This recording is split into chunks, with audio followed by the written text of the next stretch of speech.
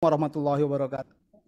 Waalaikumsalam warahmatullahi Waalaikumsalam wabarakatuh. warahmatullahi wabarakatuh. Wilujeng wengi Bapak Ibu sampurasun. Sampai.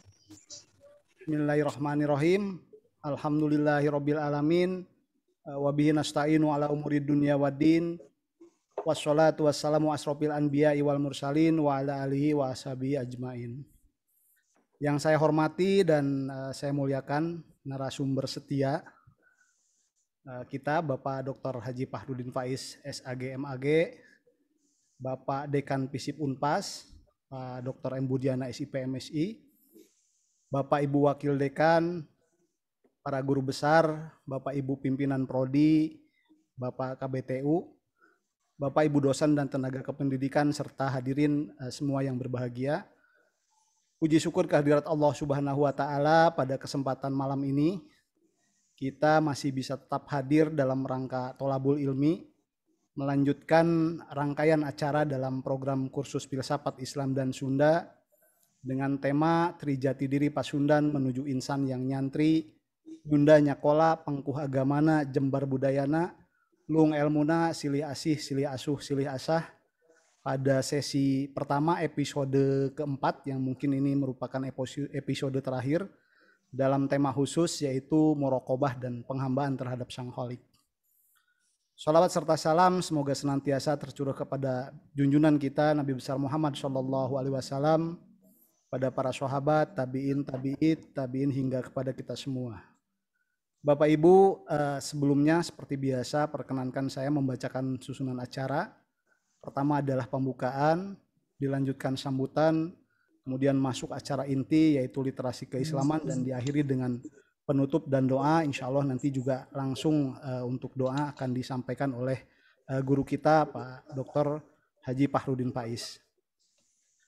Sebelum masuk acara sambutan, mohon kiranya dalam pembukaan ini terlebih dahulu berkenan juga untuk membacakan surat Al-Fatihah seraya berdoa kembali kepada Allah Sang Maha Pencipta, Maha Pengasih, Maha Penyayang, Maha Penyembuh, Maha Memberikan perlindungan, mengabulkan segala maksud-maksud baik kita, khusus juga memberikan kesembuhan untuk Bapak Ibu yang saat ini sedang sakit, baik yang terpapar COVID, Omikron, ada di antaranya ada Bu Dini, mungkinan Pak Kiki yang hari ini terkonfirmasi ada 3, dan juga Pak Rizky. Kemudian juga khusus kepada ayahanda dari Bapak Dekan yang beberapa waktu lalu meninggal dunia. Semoga husnul khotimah, diterima iman Islamnya, diterima alam kuburnya, dan ditempatkan di tempat terbaik di sisi Allah Subhanahu wa Ta'ala. Bi barokatil umul Quran. Al-Fatihah. Alhamdulillahirabbil alamin arrahmanirrahim maliki yaumiddin. Iyyaka na'budu wa iyyaka nasta'in ihdinas siratal mustaqim syiratal ladzina an'amta 'alaihim ghairil maghdubi 'alaihim waladdallin. Terima kasih. Menginjak pada acara berikutnya yaitu sambutan yang akan disampaikan oleh Bapak Dekan Fisip Unpas kepada Al-Mukarrom Bapak Dr. M. Budiana SIP MSI, mangga di haturanan. Mangga.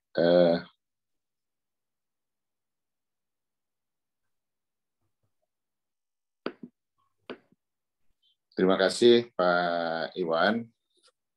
Bismillahirrahmanirrahim. Assalamualaikum warahmatullahi wabarakatuh. Waalaikumsalam warahmatullahi wabarakatuh. Sampurasun. Rampes. Ya, yang saya muliakan guru kita bersama Al-Ustadz Dr. Haji Fahrudin Faiz MAG. Terima kasih Pak Faiz atau Mas Faiz atas diluangkannya waktu. Saking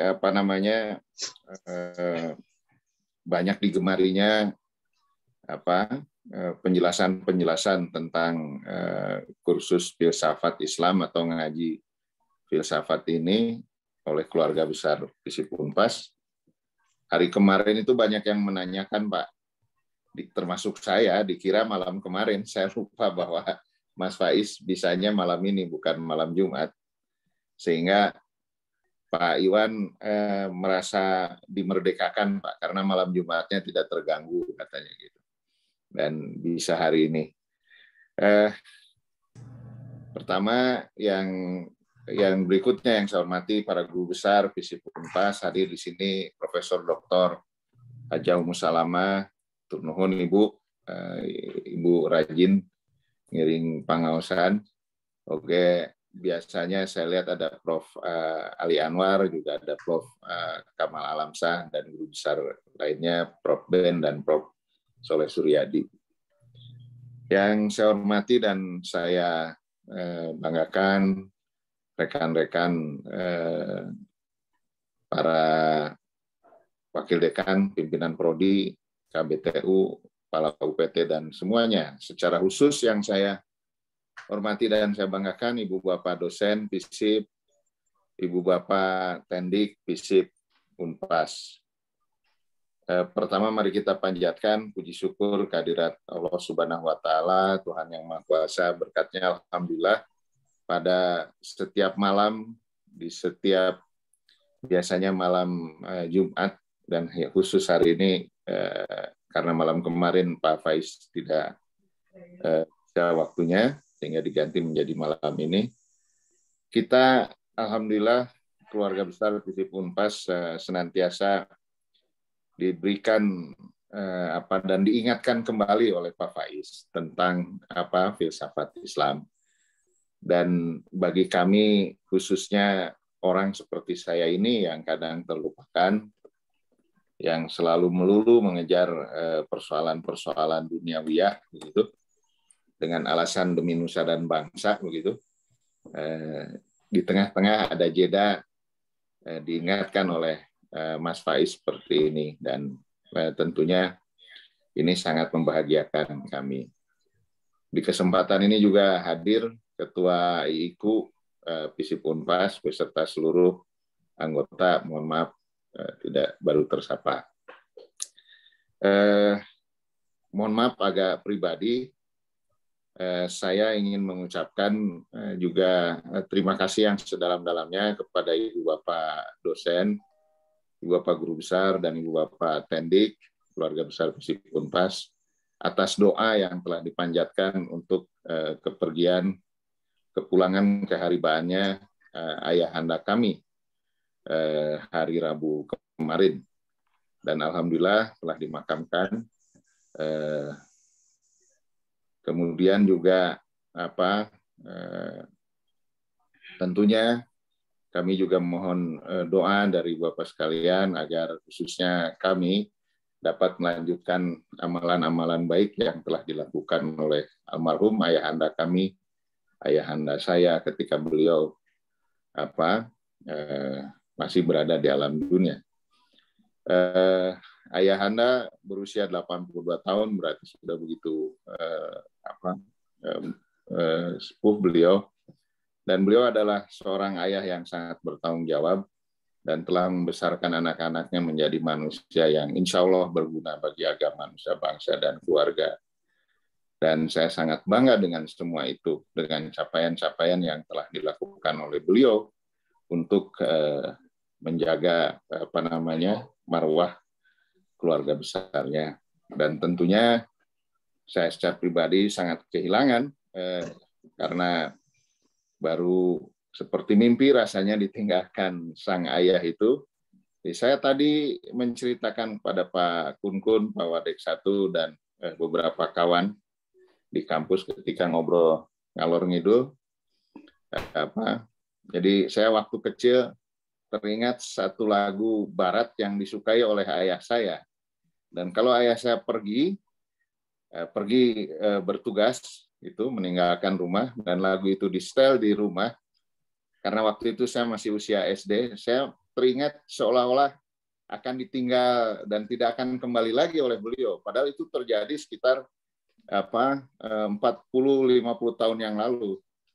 Dan ketika ayah saya wafat, saya terkenang lagi lagu itu, Pak Faiz. Ini mohon maaf Ibu Pak, saya agak mencercau seperti ini karena mengenang kehebatan ayah saya dalam membesarkan anak dan keluarganya. Nah, maka itu tentunya sebagai anak ya kita harus senantiasa mendoakan orang-orang tua kita agar beliau mendapatkan balasan baik ketika di alam dunia maupun di alam kubur, seperti itu. Itu saja. Jadi sekali lagi saya mengaturkan terima kasih di WA Group, banyak sekali doa yang dipanjatkan untuk ayah saya, dan saya pun, Mas Faiz dan Ibu Bapak sekalian, mengalami ketika sebelumnya saya tidak menyangka kalau menyolat pertama saya tidak melihat wajah terakhir wajah beliau, yang saya dan seluruh keluarga besar saya. Yang kedua, saya menyolatkan beliau itu di pelataran rumah sakit di saat ayah berada di dalam mobil ambulan atau mobil di keranda mayat, di peti mayat, di peti mati. Dan ya saya mengalami ternyata pengalaman seperti itu, hingga ke liang lahat pun kami tidak bisa melihat wajahnya. Di ayah kami terkena COVID ketika dirawat di ICU rumah sakit. Bapak sekalian, mudah-mudahan ayah kami mati dalam keadaan syahid dan karena sedang COVID. Dan sekali lagi, yang ketiga kalinya dalam kesempatan ini saya mengucapkan terima kasih pada Ibu Bapak sekalian atas doa yang dipanjatkan untuk ayah saya. Doa yang sama dari keluarga besar kami, khususnya saya, kepada Ibu Bapak sekalian, agar Ibu Bapak sekalian senantiasa ada dalam lindungan dan magfirah Allah Subhanahu wa taala. Amin. Untuk itu terima kasih, dan semoga segala amal kebaikan Bapak sekalian senantiasa dibalas oleh Allah Subhanahu wa taala dengan sesuatu yang lebih baik. Terima kasih. Mohon maaf. Wassalamualaikum warahmatullahi wabarakatuh. Mohon maaf ada yang tertinggal, Pak Iwan, Pak Faid. Ada yang tertinggal sedikit.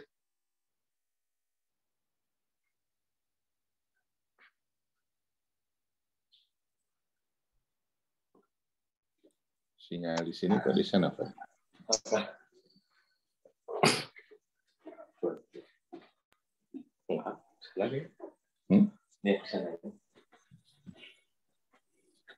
Bagus. Mangga, Pak Dekan? Lumayan.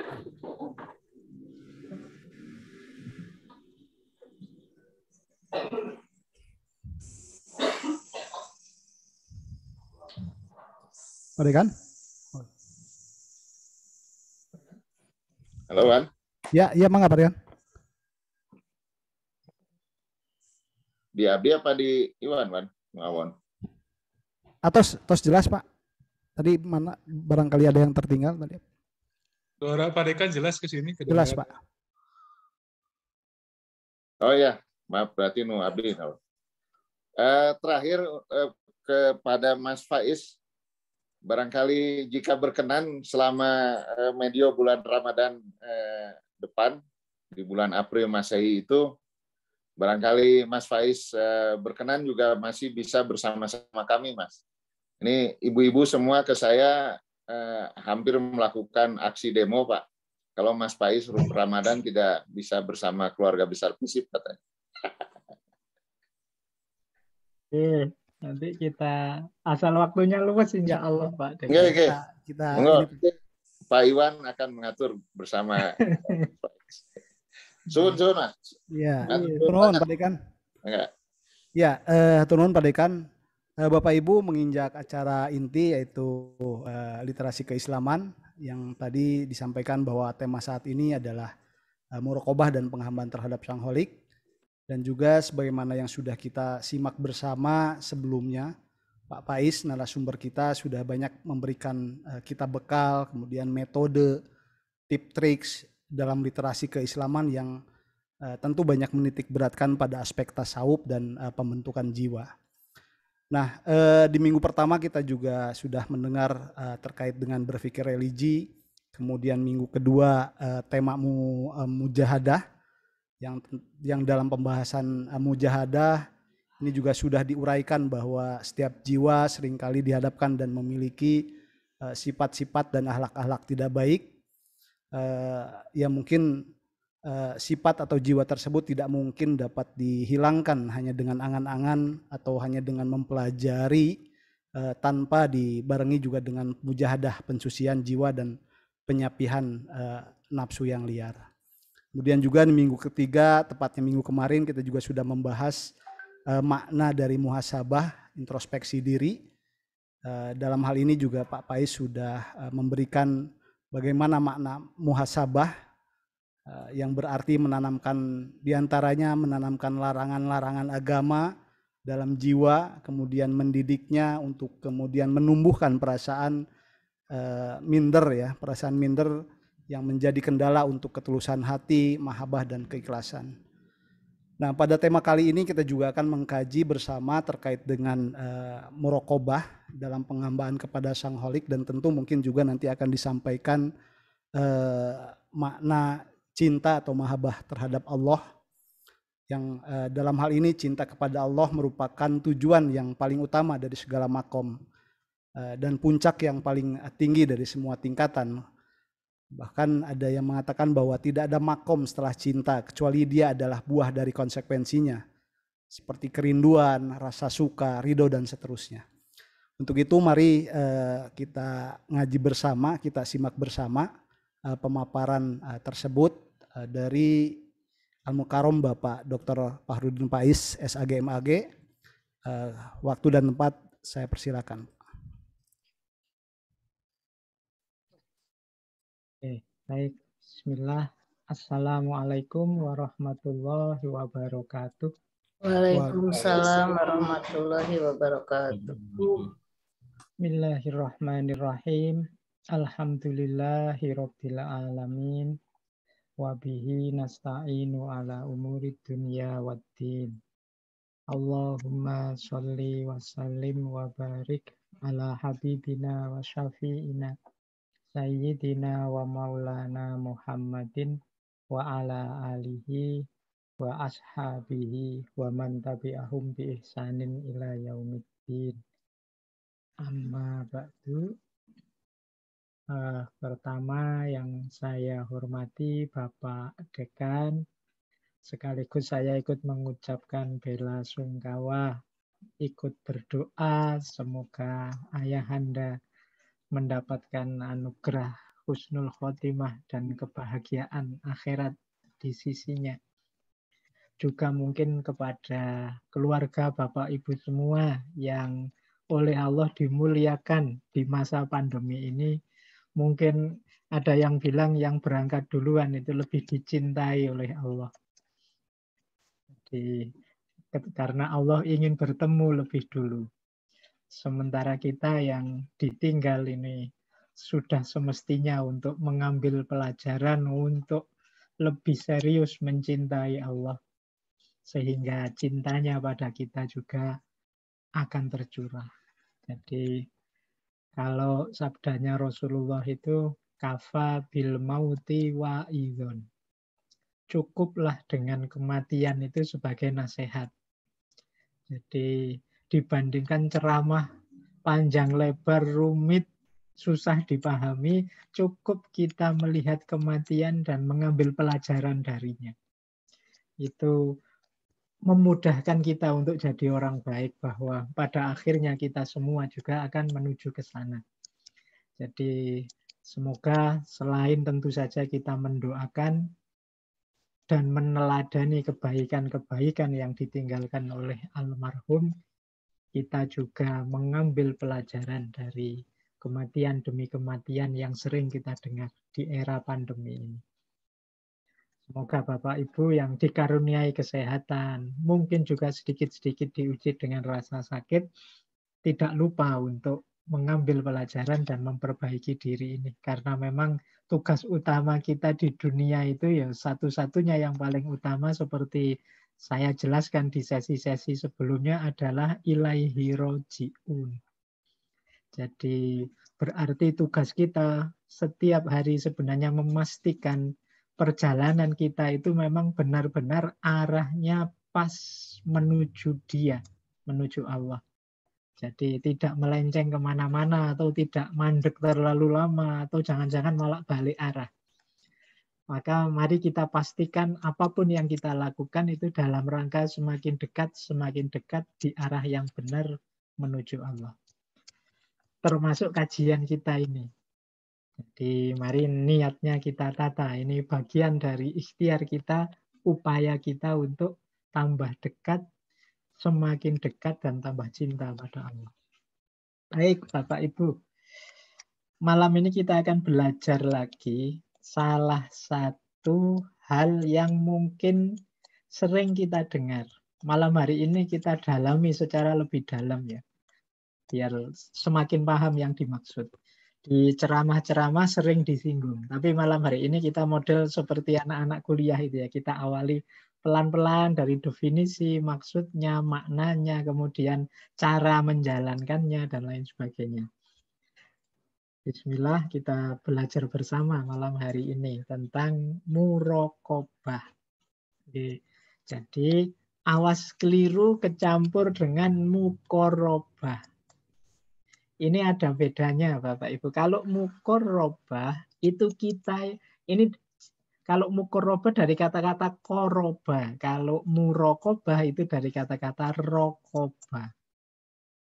Jadi kalau qoroba itu mendekat, jadi muqarrabah itu kita melakukan aktivitas-aktivitas yang membuat kita dekat dengan Allah. Kalau muraqabah itu artinya mengawasi. Raqabah itu artinya mengawasi. Jadi muraqabah itu sebenarnya kondisi jiwa kita yang selalu merasa diawasi oleh Allah. Kalau dalam tasawuf, muraqabah itu namanya ahwal. Ahwal itu kan kondisi jiwa. Jadi ada yang bilang kalau ahwal itu ya anugerahnya Allah. Kapan Allah menurunkan anugerah namanya muraqabah? Ya kalau kita mau muqarrabah. Jadi kalau kita berusaha untuk mendekat padanya, Allah akan menganugerahkan muraqabah. Muraqabah itu perasaan diawasi terus oleh Allah. Itu namanya muraqabah. Orang itu kan yang sadar diawasi terus oleh Allah, insya Allah akan jadi orang baik. Kita melakukan keburukan dengan sengaja itu pasti karena kita lupa kalau kita itu selalu diawasi Allah atau cuek. Ingat tapi tidak peduli. Itu juga bukan muraqabah. Muraqabah itu sadar terus bahwa kita ini diawasi oleh Allah. Jadi makna kuncinya di situ. Kalau tadi saya bilang dari kata-kata raqabah. Raqabah itu artinya menjaga atau mengawasi setiap perbuatan. Itu namanya raqabah. Sifat-sifatnya apa, yang khusus apa, itu namanya raqabah. Misalnya Bapak Ibu ingin tahu Pak Faiz itu orangnya kayak gimana ya, tanggal lahirnya berapa, rumahnya di mana, terus cari di Google siapa saya, itu namanya sedang melakukan raqabah. Kalau di bahasa Arab kan Bapak Ibu sedang raqabah, mengawasi, meneliti. Dulu orang Arab memakai istilah muraqabah itu saat mereka ingin melakukan perjalanan dagang, terus mencari arah yang pas. Nah, yang diawasi apa? Langit. Jadi memperhatikan bintang-bintang. Kalau jalan di padang pasir, Arab itu kan dulu padang pasir medannya, kita tahu arah itu mau tidak mau harus memindai, kalau bahasanya hari ini, harus ngecek, mengawasi konstelasi bintang-bintang. Saya harus jalan kemana, sebentar lagi musim apa yang muncul, dan lain sebagainya. Ini pakai, kalau hari ini orang menyebutnya astronomi, ilmu perbintangan. Jadi orang-orang zaman dulu ilmu perbintangannya canggih. Nah, itu pakai istilah muraqabah. Kalau dalam bahasa Arab kuno zaman dulu. Nah, dari situlah kemudian dalam beragama kita diminta untuk serius antara lain dengan cara muraqabah. Berarti dengan cara kita sadar bahwa kita ini selalu dilihat dan diawasi oleh Allah. Makanya Imam Al-Qushairi ini beliau nulis kitab tasawuf yang terkenal sekali dengan judul Risalah Al-Qusairiyah. Beliau ini mendefinisikan muraqabah sebagai ketika seseorang meyakini dengan sepenuh hati bahwa Allah melihat dan mengawasinya. Ini yang perlu digarisbawahi dengan sepenuh hati ini. Kita itu ya sebenarnya tahu dan yakin Allah itu mengawasi kita. Tapi kesadaran ini tidak ngefek kadang-kadang dalam hidup kita. Kita jalan saja melakukan kadang-kadang hal-hal yang buruk. Meskipun kita tahu Allah mengawasi. Itu berarti belum muraqabah. Jadi tahu saja itu tidak menjamin kita sudah baik. Untuk dulu mungkin di sesi-sesi saya lupa waktu muhasabah atau mujahadah itu kan bagaimana hanya pengetahuan itu bukan indikasi kita sudah baik. Saya menjelaskan muraqabah itu bukan berarti saya sudah menjalani muraqabah. Saya tahu tentang muraqabah. Tapi apakah saya muraqabah atau belum ya mungkin hanya Allah yang tahu. Jadi muraqabah itu kesadaran kita bahwa Allah selalu melihat.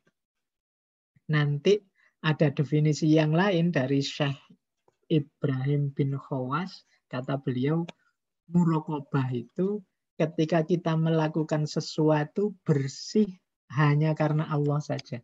Baik sesuatu itu sembunyi-sembunyi atau terang-terangan.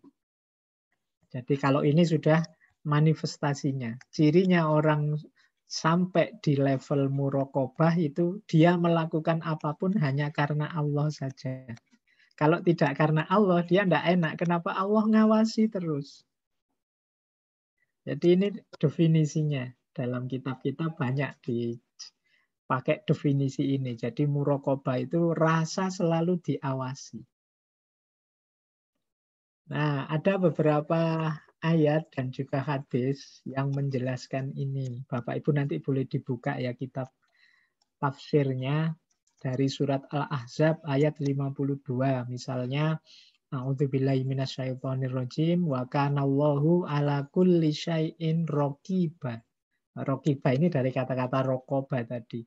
Allah itu mengawasi segala sesuatu. Atau surat Yunus ayat 61. Wa ma takunu fi sya'nin wa ma tatlu minhu min Qur'anin wala ta'maluna min amalin. Jadi tidaklah ada sesuatu kondisi yang engkau alami atau ayat Al-Quran meskipun mungkin hanya satu yang engkau baca atau melakukan satu amal. Illa kunna alaikum syuhuda. Kecuali kami melihat kalian. Nah ini dasarnya muraqabah juga. Jadi apapun yang kita lakukan, ya Allah melihat. Atau surat Qaf ayat 17-18. Kalau ini Bapak Ibu mungkin pernah dengar ya, malaikat raqib sama atid. Izyatalaqqal mutalaqqiyani anil yamini wa anis shimali qa'id. Izyatalaqqal mutalaqqiyani ini apabila sudah bertemu dua malaikat yang bertemu, yaitu ada yang datang dari kanan, ada yang datang dari kiri. Kalau malaikat ini sudah hadir, ma yalfidhu min qaulin. Tidak ada satu kata pun yang terucap illa ladaihi raqibun atid. Kecuali akan diawasi, dicatat oleh raqib dan atid. Ini sebenarnya nama julukan. Raqib itu artinya yang mengawasi. Kalau atid itu artinya yang senantiasa hadir. Jadi raqib atid itu malaikat yang selalu mengawasi dan senantiasa hadir. Ya, kalau di ayat tadi kan digambarkan yang satu di kanan, yang satu di kiri. Berarti kita ini terus-terusan diikuti oleh malaikat. Nah, yang mencatat amal baik, amal buruk kita. Ini juga kesadaran bahwa kita selalu diikuti. Amal perbuatan kita dicatat dan lain sebagainya menunjukkan kesadaran muraqabah. Atau ini hadis ini terkenal sekali, ini saya potong bagian ihsan. Ini juga ihsan itu sebenarnya muraqabah. Yaitu apa? anta budallaha ka'annaka tarahu fa in lam takun tarahu fa innahu yaraka. Jadi menyembah Allah seolah-olah engkau melihatnya. Kalau engkau tidak melihatnya, yakinlah bahwa Allah melihatmu. Karena apa? Karena ka'annaka tarahu ini yang bisa merasakan biasanya orang-orang yang makomnya sudah tinggi, para sufi. Merasa berhadapan dengan Allah. Ini kan orang makomnya tinggi. Ya kalau kita sulit ada di makom ini, ya paling tidak kita sadar Allah melihat kita. Kalau ini kan lebih mudah. Karena Allah maha tahu apapun yang kita lakukan. Rahasianya apa sih? Fa'innahu yaraka, Allah selalu melihat kita itu. Ya tentu saja kalau kita sadar Allah melihat, otomatis kita jadi orang baik. Melakukan kebaikan-kebaikan, menjauhi yang buruk. Persis Bapak Ibu misalnya ya, Bapak Ibu dosen lagi di kantor, waktunya kerja. Kok ada Pak Dekan? Kalau pas ada Pak Dekan kan berarti apa? Kita lakukan sebaik-baiknya. Karena khawatir nanti ditegur. Jadi ada yang lebih tinggi yang ngawasi. Loh, kita sholat, kita melakukan ibadah apapun, harusnya juga begitu. Ketika sadar, wah ini Allah ngawasi ini. Jadi sholat kita pun kita sungguh-sungguh. Kadang-kadang enggak disuruh pun kita jalankan. Itu yang kita sebut sunnah itu kan itu. Jadi ya kita sebenarnya wajibnya cuma 5 waktu. Tapi kita tambahi yang sunnah-sunnah. Kenapa? Saya tahu Allah ngawasi ini. Nah, itu fa'innahu yaraka. Jadi kalau mungkin Bapak Ibu misalnya kapan-kapan disuruh menasehati orang kok sulit menasehati, sudahlah, suruh saja dia sadar bahwa yang penting kamu sadar Allah melihatmu terus. Nah, ini lebih mudah. Mungkin kita nyari dalil susah, nyari argumen susah, biarlah dia sadar saja bahwa Allah itu senantiasa melihat, ini sudah bagus. Membuat orang terjaga. Makanya makom muraqabah ini makom yang tinggi kalau dalam dunia tasawuf. Kalau saya yakin Bapak Ibu tahu kalau Allah itu senantiasa melihat, tapi tidak sadar. Kan ada jarak antara tahu dan sadar. Jadi banyak orang tahu kalau minum itu jahat, jelek, merusak, tapi ya kadang orang ya tetap saja minum. Orang yang korupsi itu bukan tidak tahu bahwa korupsi itu dosa, tapi dia tetap saja korupsi. Itu namanya tahu tapi tidak sadar. Nah, muraqabah ini level sadar bahwa diawasi Allah. Kalau sadar ya berarti hidupnya jadi terkontrol, terarah. Nah, mungkin Bapak Ibu mau disuruh pesen-pesen apa sama putra-putranya, mau kuliah di tempat yang jauh, mungkin bingung, ini anakku tak nasihati apa ya. Sudah dinasihati saja, nak. Ingat ya bahwa mungkin Bapak Ibu tidak tahu apa yang kamu lakukan, yang kamu jalankan, tapi Allah selalu tahu. Punyalah kesadaran bahwa Allah selalu ngawasi aku. Nah, ini di samping melatih tanggung jawab juga melatih kedekatan dengan Allah. Baik, saya lanjutkan. Nah, sekarang kita lihat bahasa saya konotasi. Konotasi itu perluasan maknanya. Jadi muraqabah ya hakikatnya tadi kita sadar diawasi. Ketika orang sudah punya kesadaran muraqabah, dia akan melakukan 3 hal ini secara otomatis. Orang yang tidak melakukan ini berarti muraqabahnya belum jalan. Yang pertama apa? Mujahadah. Ini sesi pertama kita ya. Terus muhasabah sesi minggu lalu. Jadi memang hari ini kita ketemu puncaknya. Karena orang itu kalau sudah muraqabah pasti dia mujahadah, muhasabah. Mujahadah itu kan dari kata-kata juhud seperti saya jelaskan dulu. Sungguh-sungguh, serius. Itu yang kalau bahasa psikologinya namanya mindfulness. Mindful itu kan melakukan sesuatu dengan penuh kesadaran. Jadi tidak iseng, tidak karena terpaksa, tidak karena ikut-ikutan orang lain saja dan lain sebagainya. Itu kan namanya mindful kalau bahasa psikologi hari ini. Mindfulness itu versi saya ya kalau dalam agama mujahadah. Jadi melakukan apapun itu serius. Nggak asal-asalan. Sholat itu ya sholatnya serius. Sejauh yang kita mampu kita jalankan. Puasa juga begitu. Sejauh yang kita bisa kita jalankan. Sholat malam juga begitu. Kalau kuatnya bangun malam hanya 10 menit, ya kita bangun 10 menit. Ini namanya mujahadah. Jadi orang yang sadar serius sungguh-sungguh menjalankan perintahnya, menjauhi larangannya. Ini bisa dilakukan hanya bagi orang-orang yang sadar bahwa dia selalu dilihat oleh Allah. Jadi karena selalu dilihat, kan terus kita, wah ini Allah lihat, masuk asal-asalan, enggak enak. Allah selalu melihat, aku berikan yang terbaik untuknya. Ini namanya mujahadah. Gandengannya mujahadah itu muhasabah. Muhasabah itu meditation. Kalau mungkin istilah psikologinya atau istilah populernya lah. Muhasabah itu kan kayak orang meditasi, menilai diri sendiri, melihat ke dalam, introspeksi. Mungkin Bapak Ibu ada yang ikut semacam life skill dalam bentuk meditasi-meditasi. Itu kan mirip kayak orang muhasabah. Jadi melihat ke dalam, menerima diri, kemudian merenungi diri, menemukan yang jelek-jelek, kemudian diperbaiki. Ini kan muhasabah yang saya uraikan minggu yang lalu.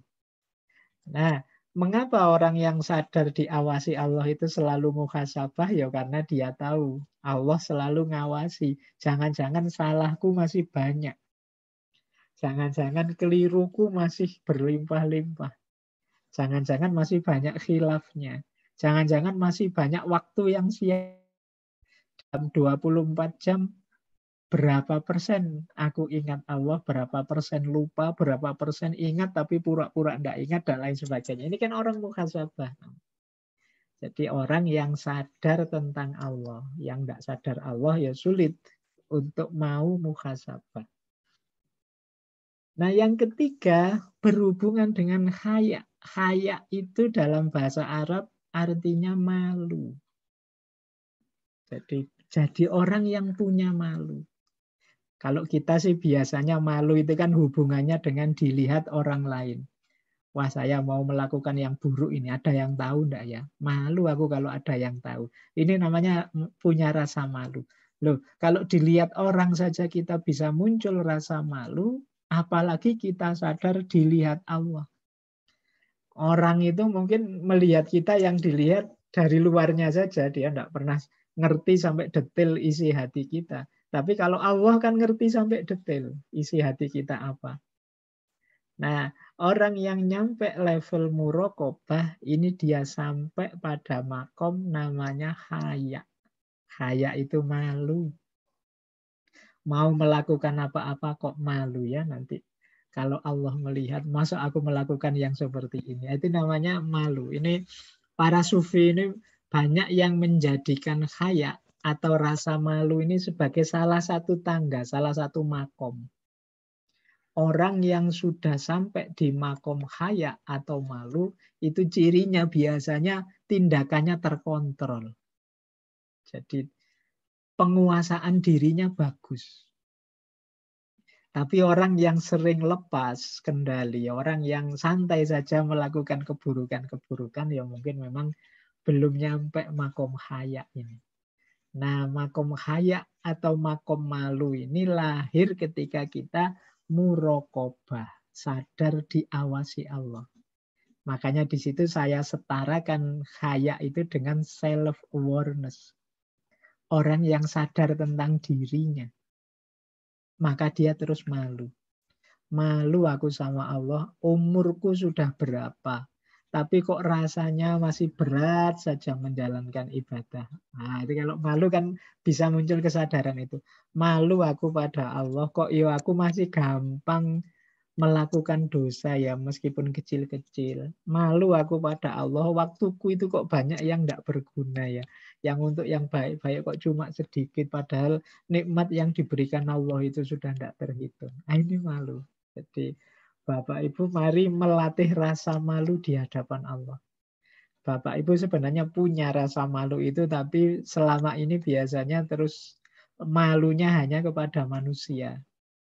Kita melakukan yang buruk, yang jelek, khawatir ketahuan orang. Itu lebih membuat kita malu. Padahal kalau kita punya level malu lebih tinggi, yaitu malu kepada Allah, menurut saya hidup kita akan jauh lebih positif, jauh lebih baik. Bahkan ada hadis dari Rasulullah itu yang bilang bahwa kalimatnya begini, wal ismu mahaka fi sodrika wa karihta ayat toli'a alaihinnas. Yang disebut dosa itu apa yang membuat hatimu goyang, goncang. Goyang atau goncang itu ya malu.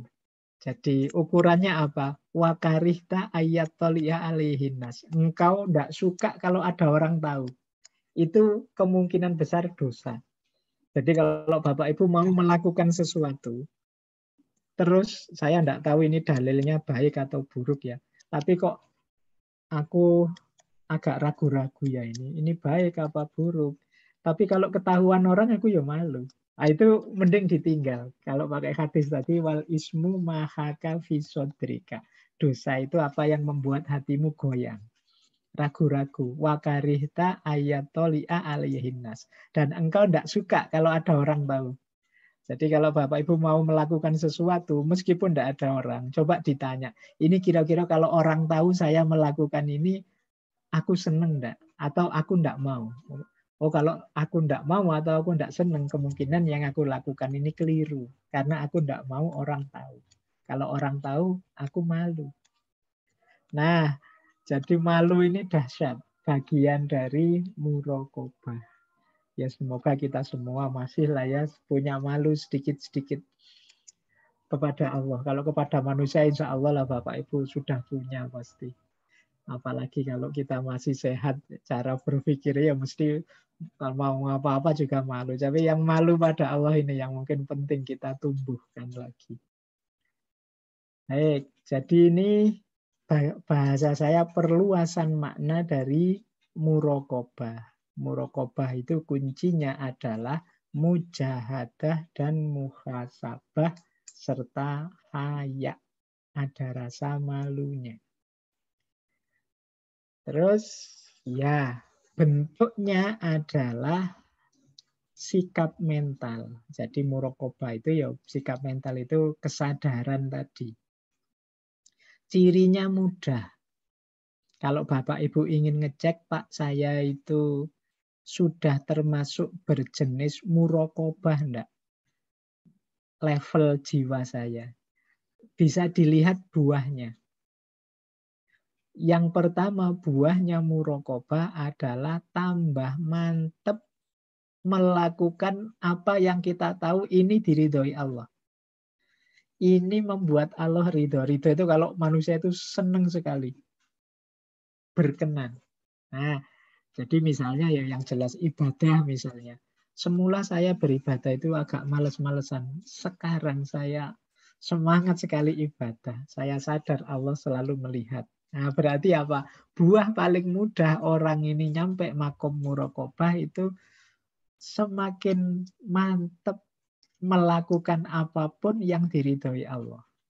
Sodakoh misalnya. Saya tahu Allah itu senang sekali kalau ada orang sodakoh. Nah, senang sodakoh menunjukkan bahwa kita tahu Allah selalu ngawasi kita. Nah, ini salah satu parameter. Jadi Bapak Ibu kalau muhasabah boleh dicek. Aku ini tambah enteng. Tambah enteng berarti tambah mantep melakukan ibadah atau tambah berat. Tambah berkurang. Karena kadang-kadang orang itu kan sering-sering pinternya nambah, kualitas ibadahnya berkurang. Kenapa? Karena tambah pinter. Kayak kita dulu waktu masih kecil itu masih baru hafalan doa sholat. Hafalan. Itu kan kalau sholat itu doanya dibaca semua, apa-apa dijalani semua. Tapi begitu tambah pinter, kita terus tahu mana yang wajib, mana yang sunnah, mana yang boleh dibaca, mana yang tidak. Akhirnya yuk sholatnya terus tambah lama, tambah cepat. Hari ini apalagi mungkin ya karena ilmunya sudah dalam, kita tahu, Pak itu kan sunnah, Pak itu kan tidak wajib, Pak itu kan, jadi secara kuantitas terus berkurang. Nah ini mungkin menunjukkan orang yang sering saya sebut ilmunya nambah tapi kualitas dirinya tidak nambah. Muraqabahnya kurang. Jadi mari kita muraqabah, nambah mantep melakukan apapun yang kita tahu bahwa itu diridhoi Allah. Termasuk yang kedua, batin kita semakin terbuka untuk ingin dekat dengan Allah. Jadi kalau Bapak Ibu dalam hatinya kok rindu terus, ingin dekat terus dengan Allah, insya Allah Bapak Ibu sebenarnya sudah sampai di makom muraqabah. Karena tahu bahwa Allah itu ngawasi terus. Jadi, tapi kalau dalam sehari misalnya, dalam 24 jam ya mungkin ingatnya Allah hanya pas sholat saja, mungkin ya masih belum. Karena orang yang dekat dengan Allah, merindukan Allah, merasa dilihat Allah, itu biasanya ingin dekat terus kepada Allah. Nah ini parameter kedua. Muraqabah sebagai sikap mental. Baik, sekarang kita mulai ke yang lebih praktis-praktis. Bagaimana kita bisa muraqabah? Kalau yang tadi kan teorinya. Saya ambil malam hari ini misalnya dari Syekh Abdul Qadir Al-Jailani. Ini beliau yang mendapat gelar Sultanul Aulia, rajanya para wali. Nah, dalam kitabnya beliau menulis ada beberapa hal yang bisa menguatkan muraqabah. Yang pertama apa? Tahu dan mengenal Allah. Nah, kalau ini berarti memang ya kewajiban pertama kita itu belajar. Kalau katanya pepatah kan tak kenal maka tak sayang. Semakin kita kenal Allah, semakin kita sadar betapa maha kuasanya Allah, betapa Allah harus kita cintai, betapa Allah senantiasa mengawasi kita. Tapi semakin kurang ilmu kita tentang Allah, mungkin ya kemantapan kita untuk bermuraqabah semakin tidak mantap. Tapi semakin nambah ilmu, semakin tahu dan kenal tentang Allah, semestinya semakin kita ingin dekat padanya. Maka menurut Syekh Abdul Qadir Jailani yang pertama-tama yuk belajar lebih banyak tentang Allah, tentang ciptaannya dan lain sebagainya. Bapak Ibu mungkin bidang ilmunya macam-macam. Itu jangan dikira belajar ilmu yang macam-macam itu tidak ada hubungannya dengan Allah. Semuanya bisa disambungkan kepada Allah. Kalau dalam agama itu kan ada istilah apapun di dunia ini, kalau dalam tasawuf disebut itu sebenarnya tanda hadirnya Allah. Kalau bukan dalam aspek jalaliyahnya, pasti dalam aspek jamaliyahnya. Jalaliyah itu kekuasaan, kebesaran, kekuatan. Kalau jamaliyah itu keindahan. Jadi Bapak Ibu melihat apapun, ayo dikenali di situ hadir Allah. Mungkin dalam aspek jamaliyah, mungkin dalam aspek jalaliyah. Kita melihat gunung ini kok indah sekali ya pagi hari melihat gunung. Nah, kita sadari bahwa itu adalah jamaliyahnya Allah. Bagian dari indahnya penciptanya. Indahnya Allah. Atau kok lihat gunung meletus. Itu kan luar biasa membuat kita gentar. Nah, itu bagian dari jalaliyahnya Allah.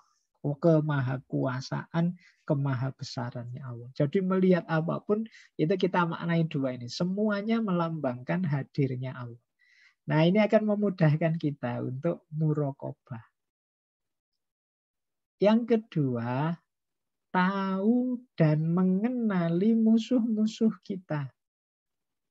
Setan, iblis, bisikan nafsu, syahwat, dorongan dalam diri untuk berbuat dosa dan lain sebagainya. Jadi kalau yang pertama kenal Allah, kalau ini kenal penghalangnya. Ini penghalang-penghalang yang menjauhkan kita dari Allah. Jadi ya setan, bisikan setan minal jinnati wan nas alladzi yuwaswisu fi sudurin nas. Nah, itu kan bisikan setan dalam batin kita, dada kita, atau dorongan hawa nafsu kita. Ingin enak, ingin seneng-seneng, ingin itu kadang-kadang jadi hijab kita di hadapan Allah. Ini juga harus kita kenali, jangan sampai kita tertipu. Yang ketiga, tahu kapasitas diri kita dan waspada kepada diri sendiri. Wak. Mungkin kalau bahasa yang populer ya mawas diri. Jadi kita kenal diri dan mawas diri. Ini memudahkan kita muraqabah. Orang itu yang kenal dirinya akan kenal juga bahwa aku ini banyak kelemahan, aku ini mudah tergelincir, aku ini gampang tergoda. Itu orang yang tahu tentang dirinya. Ini bisa meningkatkan muhasabah, muraqabah. Jadi misalnya ya kita tahu bahwa wah saya itu kalau lihat HP kemudian sudah stalking, googling kemana-mana, biasanya lupa waktu.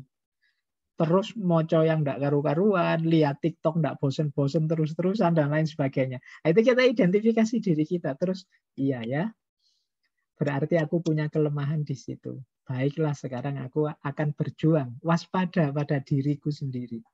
Jangan sampai diriku membuatku jauh dari Allah. Nafsuku, hasratku, keinginanku untuk senang, nyaman, membuatku jauh dari Allah. Nah ini yang nomor 3. Jadi tahu kapasitas diri kita. Jadi penting muhasabah yang minggu lalu itu Bapak Ibu kita kenali. Aku ini ternyata orangnya tersinggungan. Kalau sudah ngomong tentang politik misalnya, saya ingat-ingat lah besok-besok kalau enggak penting-penting amat, ya aku enggak ngomong politik lah, nanti tersinggung malah rame. Karena apa? Kita sadar diri kita. Jadi kalau ada teman mancing-mancing ke situ, enggak lah, aku minggir saja nanti daripada kita pecah persahabatan kita. Kita bisa begitu karena kita muhasabah, kita kenali diri kita. Aku kalau sudah kayak gitu lepas kontrol ya, aku ngomongnya terus enggak kontrol, pinginnya menang terus. Nah itu kan kesadaran dalam diri kita. Itu pentingnya muhasabah. Ya termasuk yang terakhir belajar mana yang boleh, mana yang tidak boleh. Apa yang harus kita lakukan, apa yang harus kita hindari. Jadi ini unsur-unsur yang menguatkan muraqabah. Ya secara umum sebenarnya isinya adalah belajar, nambah ilmu. Yang pertama tentang Allah, yang kedua tentang musuh-musuh diri, musuh-musuh jiwa kita, yang ketiga tentang diri kita sendiri, dan yang keempat tentang apa yang harus kita lakukan dan apa yang jangan kita lakukan. Lupa yang nomor 4 itu kan kita pakai akal saja bisa. Ada yang bisa, ada yang tidak.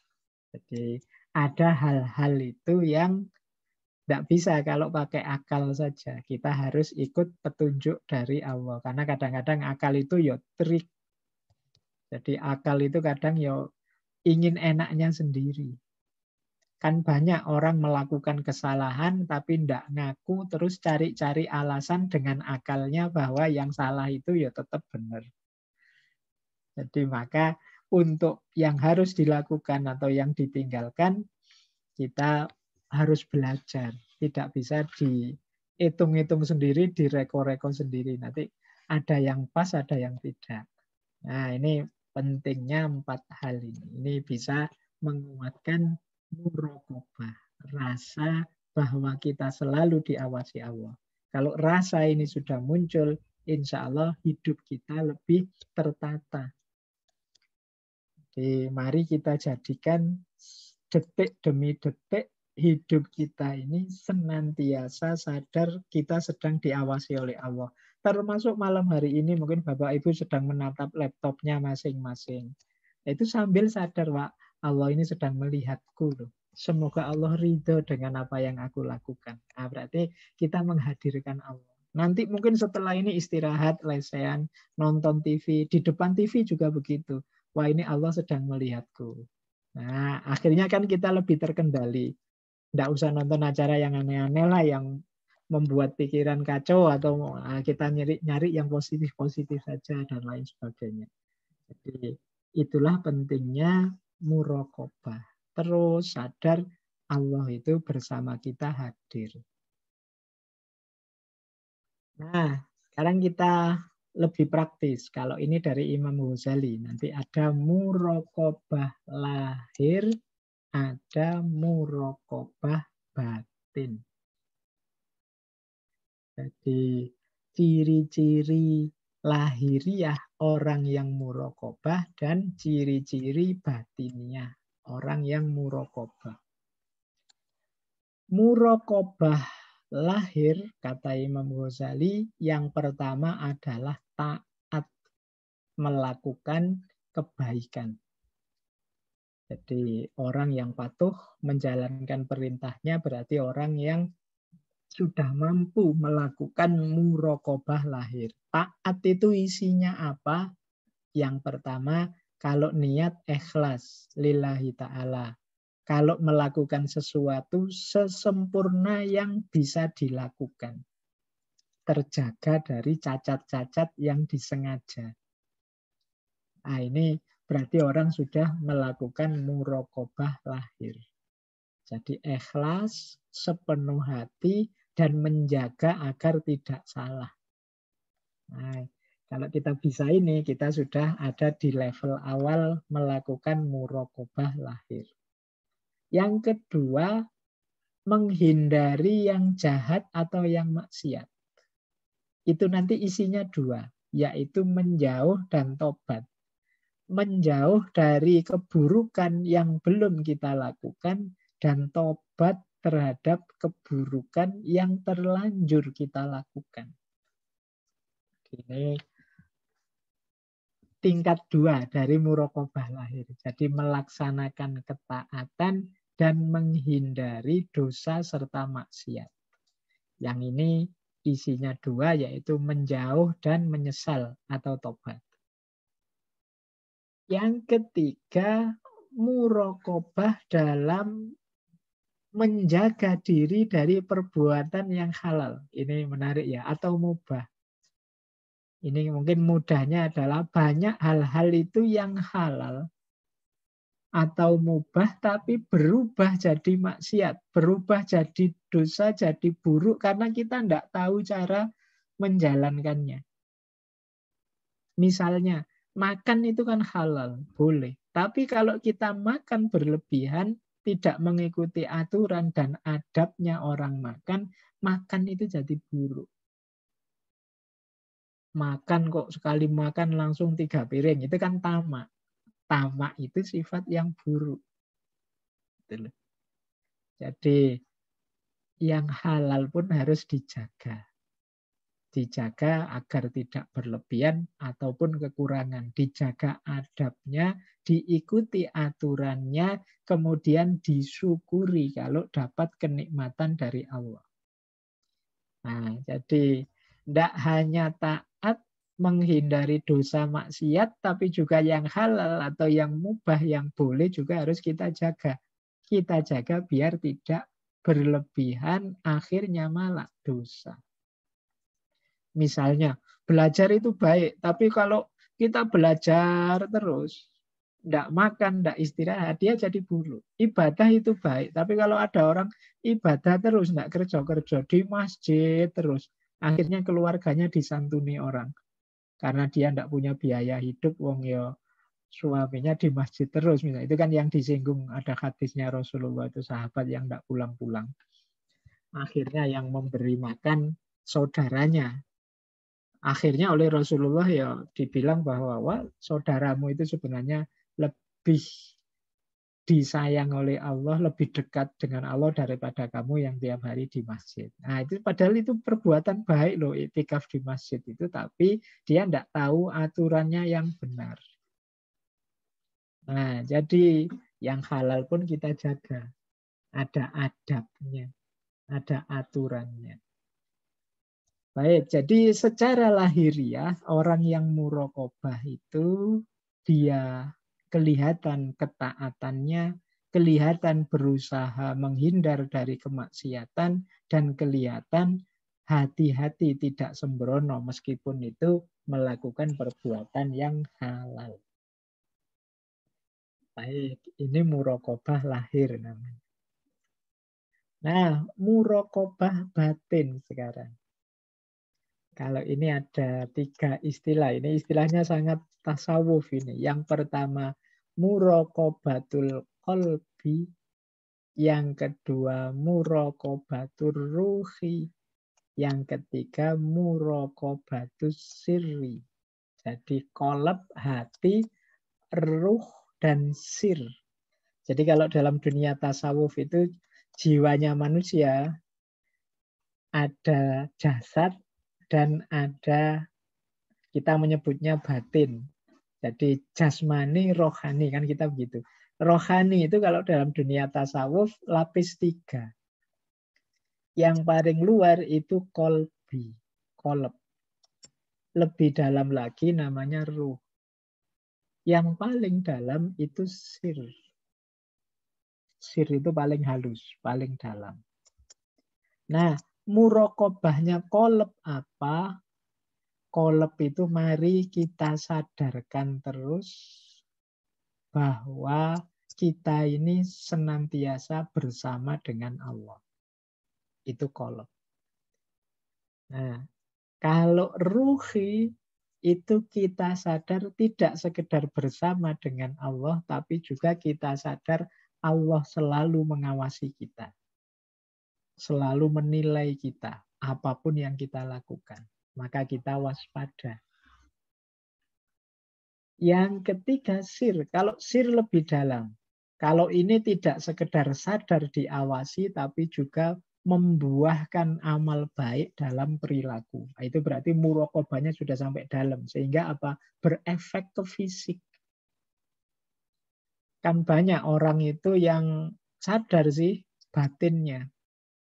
Kemudian lurus batinnya, tapi tidak ngefek dalam perbuatannya. Jadi mungkin orang ilmunya dalam, ibadahnya mantap, selalu dirinya merasa rindu bersama pada Allah. Tapi kelakuannya tidak melambangkan itu. Jadi kan ada orang-orang tertentu, kadang kita menyebutnya batin, kelompok kebatinan misalnya, dibatin saja. Sholat tidak penting, yang penting batinnya menghadap pada Allah misalnya, dan lain sebagainya yang sejenis itu. Nah itu mungkin ada unsur muraqabahnya, tapi belum tuntas. Muraqabah tuntas itu sudah muraqabatus sir. Muraqabatus sir itu sudah mendarah daging sehingga melahirkan perbuatan-perbuatan baik, perilaku yang terpuji. Jadi tidak sekedar kalau ditanya bisa jawab bahwa saya selalu bersama Allah, Allah selalu mengawasiku. Jadi tidak perlu ditanya pun orang yang muraqabatus sir ini kelihatan dalam perilakunya. Bahwa dia ini memang orang yang sadar selalu diawasi Allah. Nah ini aspek batinnya. Kalau tadi aspek lahirnya. Nah baik. Ini ada teori lagi dari Imam Ghazali, Bapak Ibu. Ini kalau ini nambah wawasan, perluasan. Teori-teorinya tadi sudah ya. Jadi orang muraqabah itu kalau dalam tasawuf tadi saya sebutkan namanya ahwal, kondisi jiwa. Nah, menurut Imam Ghazali ada 3 level kesadaran Allah itu dalam diri kita. Kesadaran Allah itu berarti kesadaran muraqabah tadi.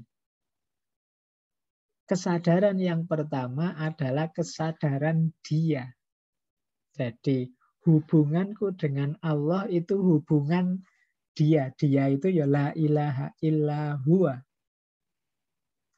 Jadi huwa itu kan dia, orang ketiga. Sama kalau kita ngobrol, dan yang diomongkan orang lain yang jauh, yang tidak berhubungan langsung dengan kita, kita kan menyebutnya dia. Nah, muraqabah di level 1, level awal ini posisinya Allah itu dia. Jadi masih berjarak, masih belum terlalu akrab. Kata Imam Ghazali, orang yang level awal, bukan berarti keliru ya Bapak Ibu level awal ini. Ya ini memang harus diawali dari sini. Tapi belum tinggi. Jadi orang yang di level awal ini biasanya fokusnya mengapa kok melakukan kebaikan? Karena sadar diawasi Allah. Lah terus kenapa kalau diawasi Allah? Ya nanti Allah itu kalau kita baik kita diberi imbalan. Kalau kita buruk kita diberi hukuman. Ya aku milih imbalan dong biar tidak dihukum oleh Allah. Nah ini jadi fokusnya masih di sini termasuk pamrih-pamrih. Mungkin wah kalau saya melakukan sholat ini istiqomah rezekiku lancar loh kalau saya melakukan ini. Nah ini tidak salah, tapi relasinya relasi dia. Jadi Allah itu di luar diri kita agak jauh, ada jaraknya, tidak terlibat langsung, tapi Allah itu nanti memberi pahala, menyiksa, memberi imbalan, dan lain sebagainya. Jadi kita melakukan sesuatu, nunggu pamrih imbalan dari dia. Tapi ya bukan berarti salah, karena memang ada yang memang level kesadarannya di sini. Allah itu Maha Rahman Rahim. Meskipun kita di sini ya kita tetap sangat disayangi. Insya Allah kalau Allah ridho, level pertama ini akan naik kelas. Tidak hanya huwa, tapi level anta. Level engkau. Nah, kalau engkau ini kan kita sudah kayak kita ngobrol, berhadapan-hadapan, jauh lebih dekat. Ada banyak ayat yang bunyinya anta. Misalnya, kan ada itu doanya Nabi Yunus misalnya, waktu di dalam perutnya ikan paus. Itu kan doanya la ilaha illa anta subhanaka inni kuntu minadz dzalimin. Ini kalau Bapak Ibu ada masalah dan tidak tahu jalan keluarnya seperti apa, sudah gelap, pikiran kita tidak menjangkau, boleh wirid dengan membaca ayat ini agak banyak. La ilaha illa anta subhanaka inni kuntu minadz dzalimin. Ya Allah, tidak ada Tuhan selain Engkau, Maha Suci Engkau, sesungguhnya aku ini termasuk orang yang zalim. Kalau Nabi Yunus kan 3 hari 3 malam membaca ayat ini sampai dikeluarkan dari perutnya ikan paus. Salah satu mukjizat beliau. Jadi Bapak Ibu boleh menafsir ayat ini sebagai salah satu doa untuk mendapatkan jalan keluar kalau kita sudah sama sekali buntu.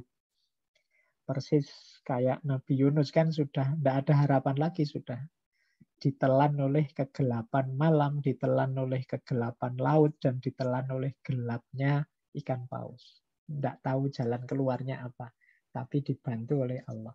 Nah baik, itu contoh keakraban yang lebih dekat, yaitu la ilaha illa anta. Kalau ini yang saya tulis itu doanya Nabi Adam. Doanya Nabi Adam juga pakai anta.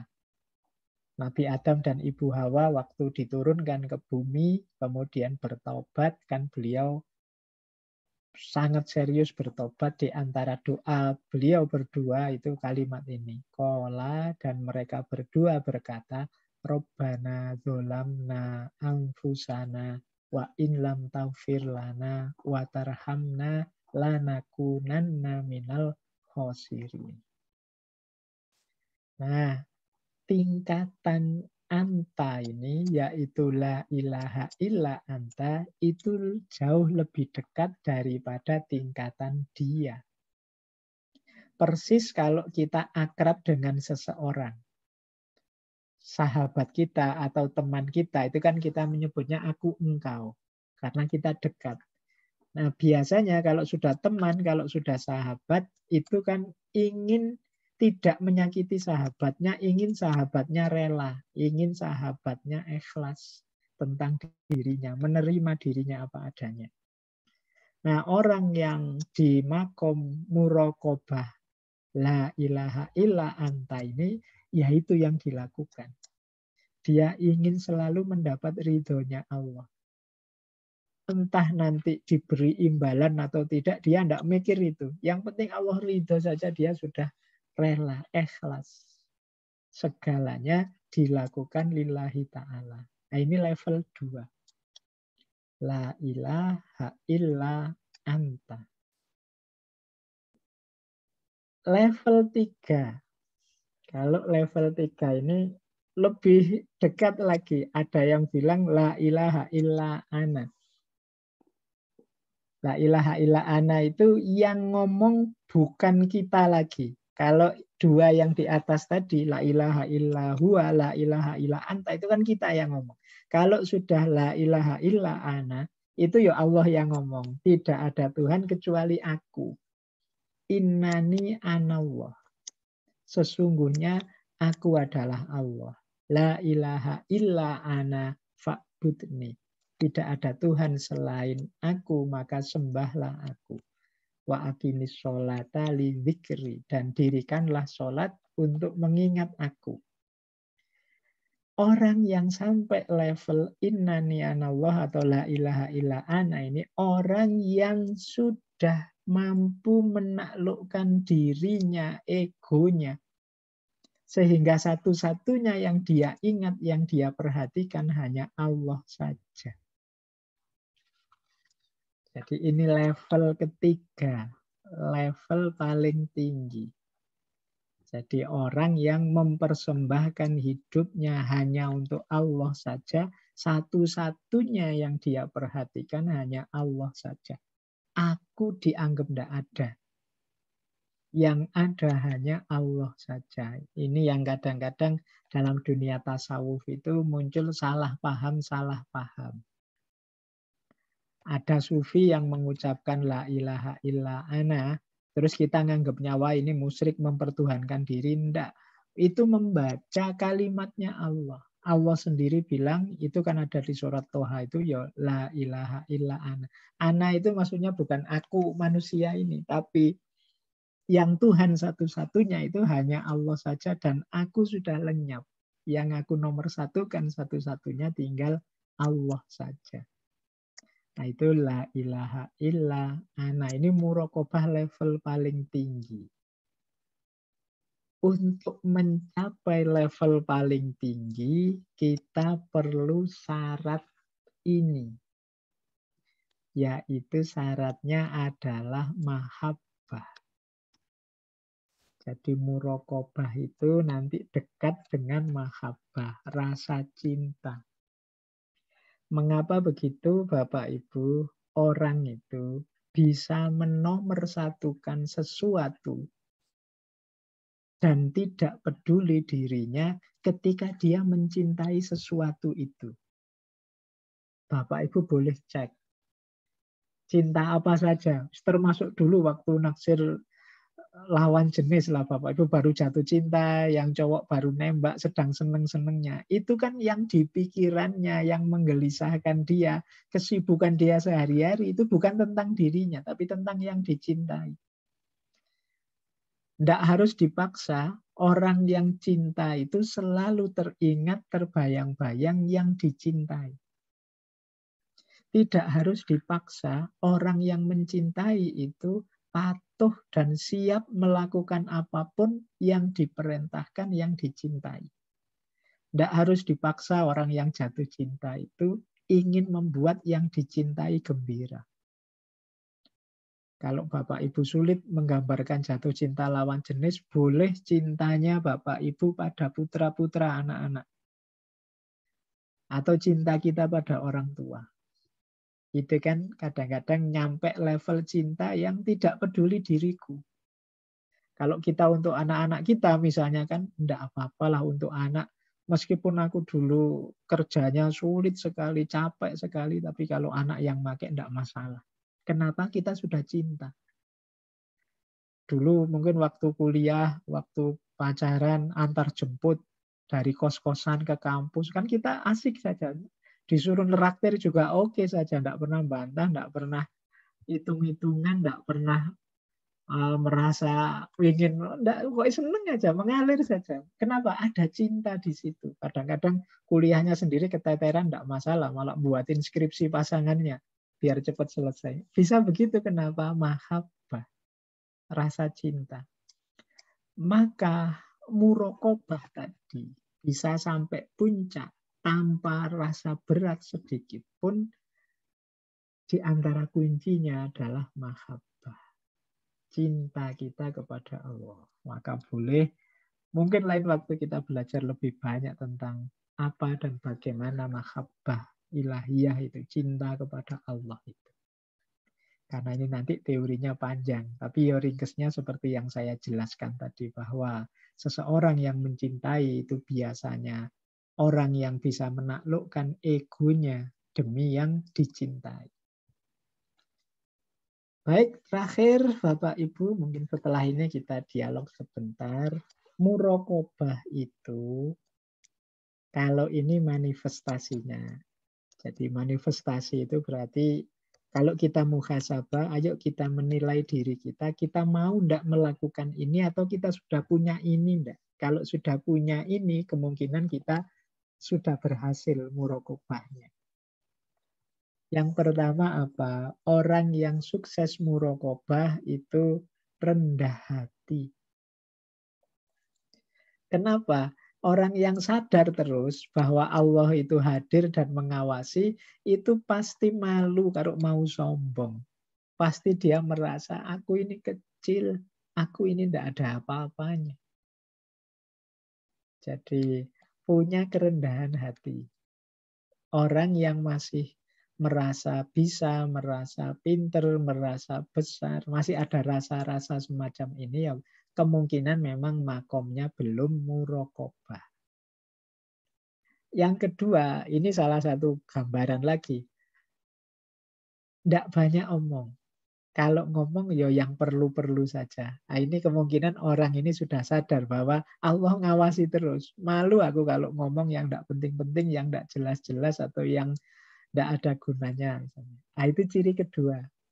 Ya ini untuk diri kita masing-masing saja ya Bapak Ibu. Jangan dipakai nuding orang lain ya. Nanti setelah ini terus kita nengok kiri, nengok kanan, ada siapa-siapa kita tuding, wah belum muraqabah itu ya. Tidak begitu. Jadi ini untuk kita meningkatkan kualitas diri kita dulu. Kita cek kita itu masih begitu apa tidak. Nah yang ketiga, hati-hati. Kalau memutuskan sesuatu, berusaha milih yang terbaik. Kalau ada yang meragukan ya dihindari. Jadi ini ciri ketiga. Kalau ada ya, kalau bahasa agamanya ada yang subhat, meragukan, cari selamat dulu. Dihindari dulu. Khawatirnya apa? Keliru. Nanti kalau salah, dosa, malu kita di hadapan Allah. Yang keempat, cirinya lagi segera melakukan perbuatan baik dan menghindari dosa. Ini menarik Bapak Ibu, orang yang muraqabah itu begitu terbersit di hatinya, ingin melakukan kebaikan, segera dilakukan. Kenapa? Khawatir berubah pikirannya. Jadi makanya kalau Bapak Ibu mungkin terbersit niat baik apapun, dalam bentuk apapun, ayo segera dilaksanakan. Khawatirnya apa? Berubah pikiran. Karena manusia itu mudah sekali berubah-ubah pikirannya.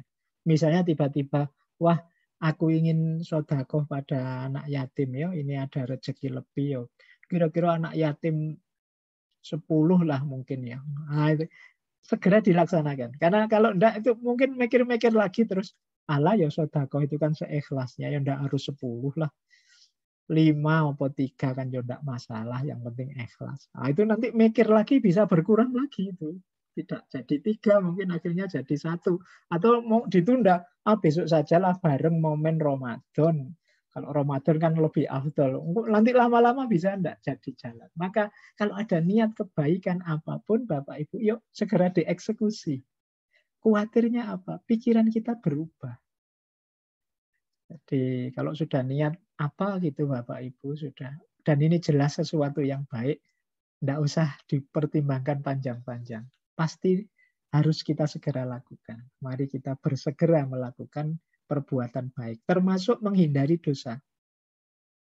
Misalnya Bapak Ibu tahu bahwa kalau saya buka Instagramnya orang ini mesti nanti isinya agak dosa ini, karena mungkin ada gambar-gambar, ada video, ada kita sudah tahu itu, segera kita tinggal. Tidak usah mikir-mikir lagi. Jadi kadang-kadang kita mikir, tapi siapa tahu ada yang menarik, siapa tahu ada yang baru, ya sudah, masuk lagi sudah. Jadi yuk, yang dosa, yang baik itu kita ada konsep segera dihindari, kalau yang baik segera dieksekusi. Dan yang kelima, ridho bil qadha. Kalau orang Jawa menyebutnya neriman, terimo, relo. Jadi rela apapun ketetapan Allah. Cirinya orang ridho bil qadha ini mudahnya adalah tidak gampang mengeluh. Jadi tidak gampang sambat. Kita ini kan belakangan sering mengeluh. Aduh, PPKM lagi. Kapan corona ini? Itu pokoknya hidup kita ini. Politik begitu lagi. Kita sambat terus. Seolah-olah kita tidak puas dengan ketetapan-ketetapan dari Allah. Loh, kalau gitu kita tidak berjuang. Berjuang tanpa harus mengeluh. Kalau ada yang harus kita luruskan tanpa mengeluh. Mengeluh itu tanda kita tidak terima dengan keputusannya Allah. Jadi kita terima, kemudian yuk kita berjuang. Kalau menurut kita di situ ada yang keliru, ada yang salah. Misalnya, ternyata aku ini orangnya pemalas ya. Misalnya, yuk kita terima. Dalam arti, oh ya wes aku ini memang malas, berarti saatnya berjuang untuk tidak malas.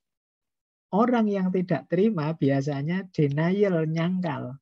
Ndak sebenarnya aku itu ya ndak males-males amat kok, kadang-kadang ya rajin juga. Ini berarti. Ya, itu kita namanya menyangkal. Kalau menyangkal ndak ada perbaikan. Justru kita terima, nanti kalau ada yang perlu diperbaiki kita perbaiki. Itu namanya ridho bil qadha.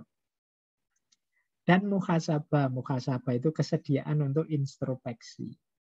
Karena orang yang muraqabah itu khawatir Allah tidak ridho, khawatir Allah melihat yang salah-salah yang dia lakukan. Maka dia menilai terus apa saja yang keliru yang aku lakukan. Dan yang terakhir, ihqaqul haq ibtalul batil. Jadi menegakkan yang benar dan meruntuhkan yang batil. Kalau tahu itu benar ya ditegakkan. Kalau tahu itu salah dihindari. Itu namanya ihqaqul haq ibtalul batil. Ini orang yang muraqabah itu biasanya pemberani. Karena dia tahu Allah selalu mengawasinya. Allah ada di belakangnya. Baik. Saya kira itu ya Bapak Ibu materi untuk malam hari ini. Jadi inilah yang dimaksud dengan muraqabah. Bagian dari upaya kita untuk dekat dengan Allah. Karena betapapun seperti saya bilang tadi, hidup kita ini hakikatnya adalah perjalanan menuju Allah. Nah, muraqabah itu jadi rambunya bahwa kita ada di jalur yang benar. Baik, itu dari saya materi malam hari ini. Monggo kalau ada 1-2 pertanyaan. Saya Ya, baik. lagi ke Pak Iwan, monggo. Maka matur suwun Pak Pais. Iya, pembahasan yang sangat mendalam ya. Mangga Bapak Ibu, seperti biasa mungkin akan saya beri kesempatan untuk Bapak Ibu yang ingin bertanya ataupun mungkin juga curhat ya, terkait khususnya mungkin dengan tema yang sudah disampaikan oleh Pak Pais tadi. Mangga, barangkali ada yang ingin tanyakan?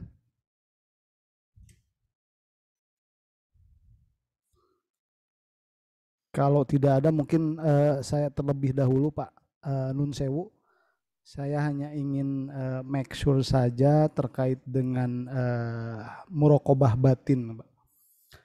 Di sini tadi ada muraqabatul qalbi, ruhi dan siri.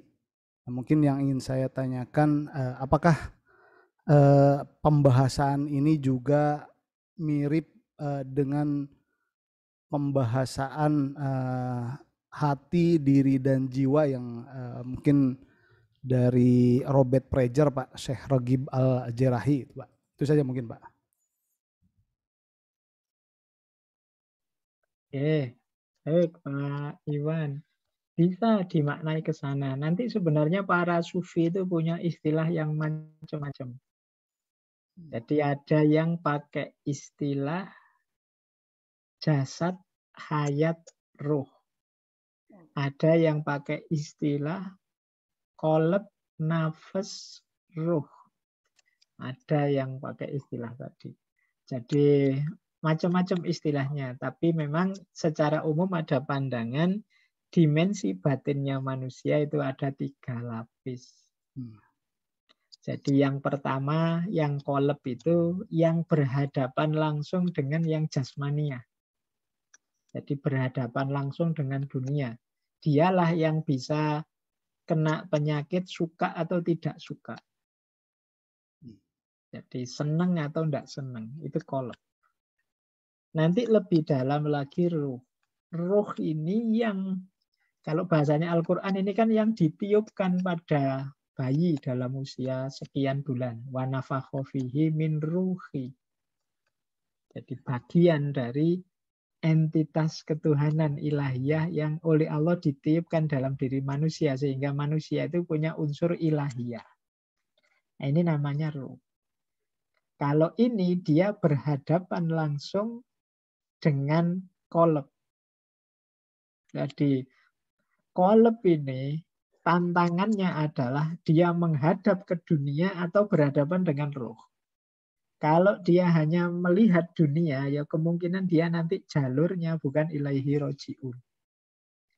Ini kita menyebutnya orang yang tertipu oleh dunia. Wong dia yang dilihat dunia terus. Maka kalau ingin selamat, qalb ini menghadapnya pada roh. Jadi pada yang ilahiyah, yang ketuhanan. Nah, ada lagi yang lebih dalam. Yang lebih dalam itu yang meliputi seluruh diri kita, tapi dimensinya paling dalam. Namanya sir. Kadang orang menyebutnya nafas. Mungkin rancu kadang dengan istilah jiwa. Ini yang punya daya dorong, daya gerak. Baik menggerakkan ruh maupun menggerakkan qalb. Tapi tetap nanti kuncinya apakah ruh ini menghadap, qalb ini menghadap ruh atau menghadap dunia. Kalau qalb ini menghadap ruh, maka sir ini akan mewarnai karena dia tidak terhijab. Jadi dia jernih. Kalau dia jernih maka sir ini dimensi rohani yang paling dalam. Di situ nanti kalau sufi tertentu disebut ya aspek ilahiyah manusia itu ada pada sir ini.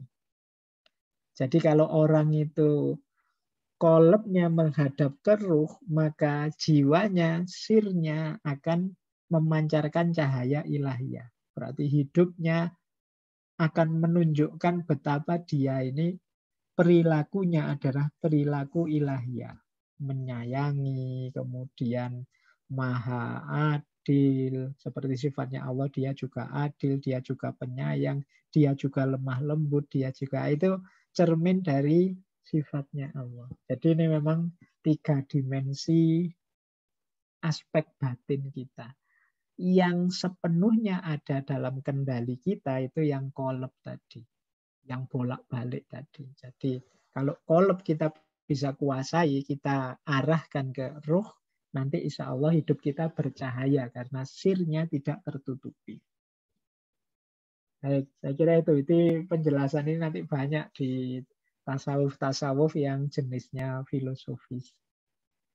Di pemahaman mendalam nanti bisa sampai pada isu-isu wahdatul wujud, isu-isu percampuran Tuhan dengan hamba, kedekatan tanpa jarak, mukasyafah, makrifat, dan lain sebagainya. Jadi seperti makrifat tadi kan kuncinya ada pada sir juga. Baik, semoga nanti pelan-pelan kita belajar bisa sampai ke sana. Ya, matur suwun Pak. Mangga Bapak Ibu, barangkali ada yang ingin bertanya. Pak Abu, panginten.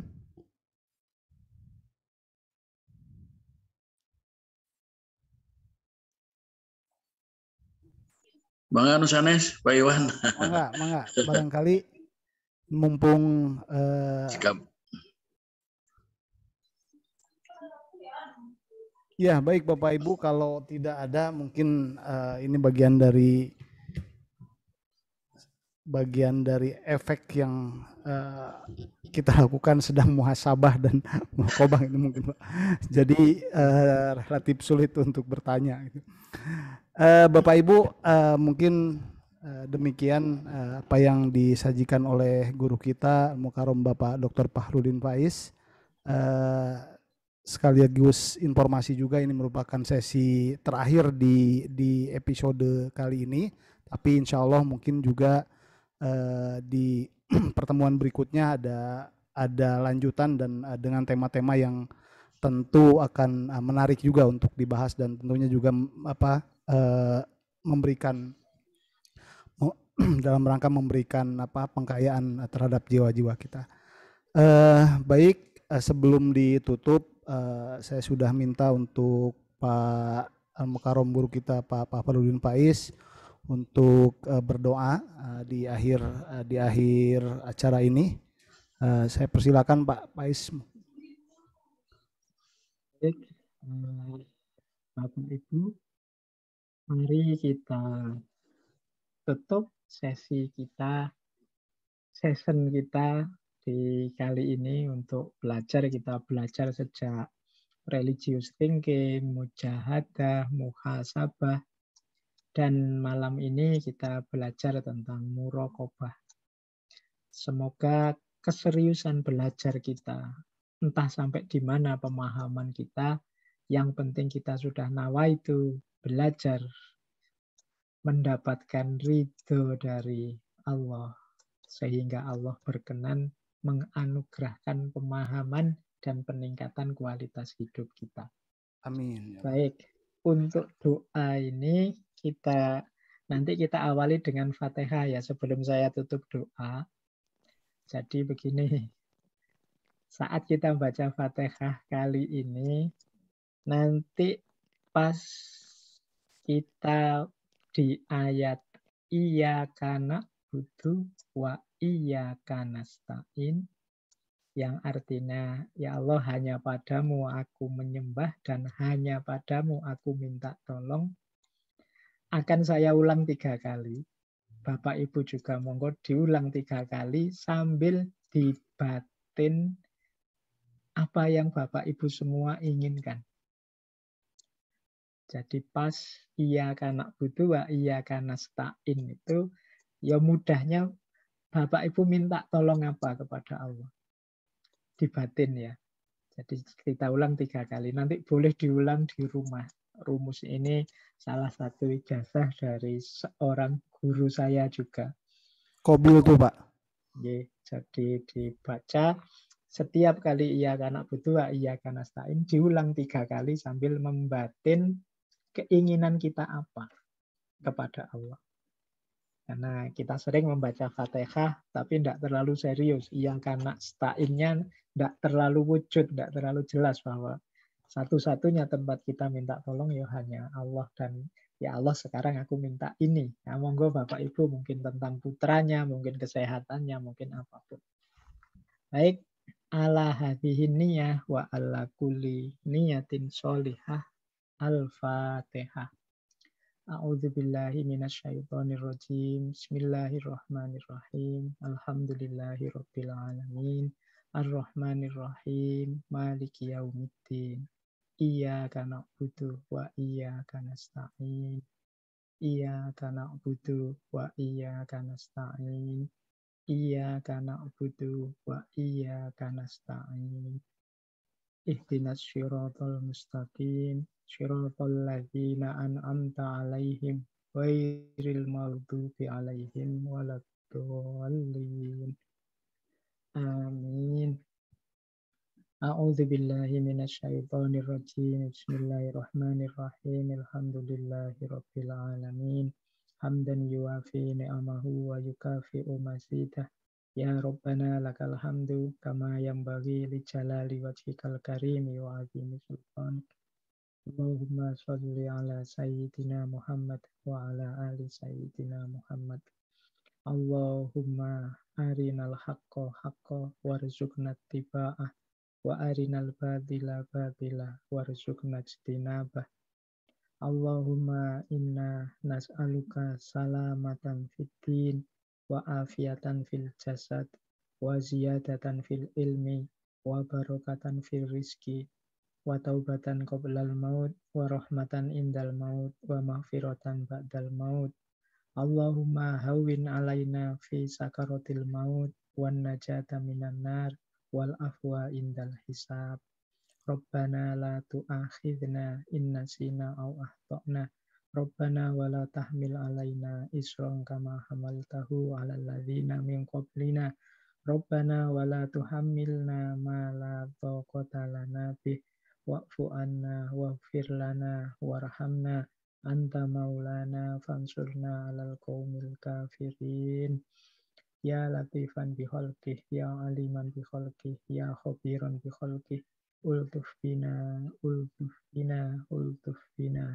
Ya latif, ya alim, ya khabir. Rabbana atina fid dunya hasanah wa fil akhirati hasanah wa qina adzabannar. Subhana rabbika rabbil izzati amma yasifun wa salamun alal mursalin walhamdulillahi rabbil alamin. Baik Bapak Ibu, saya akhiri sekian untuk malam hari ini dan paket kajian kita selama kurang lebih 1 bulan ini. Semoga Allah meridhoi dan memberikan yang terbaik yang kita inginkan. Amin. Saya akhiri sekian, kurang lebihnya mohon maaf. Wallahul muwaffiq wal afwu minkum. Wassalamualaikum warahmatullahi wabarakatuh. Waalaikumsalam warahmatullahi wabarakatuh. Matur suwun sangat. Matur nuwun. Matur nuwun sangat Pak Fakhrudin. Matur nuwun. Nun Pak Pais, makasih banyak. Pak Wadek.